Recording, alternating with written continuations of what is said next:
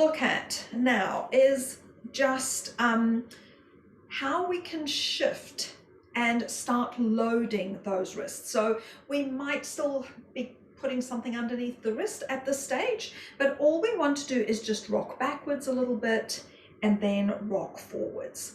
So we're just gradually loading, but we're not actually staying static, because that's often what really causes a lot of trouble for people. Lovely. And then we're going to find the middle, and now we're just going to shift left and right. Beautiful.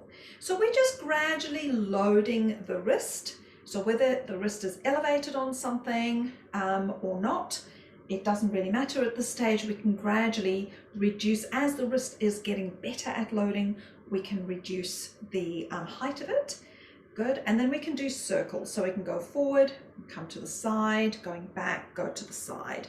So we can do circles and just gradually load in that way. Good. And then just sitting back.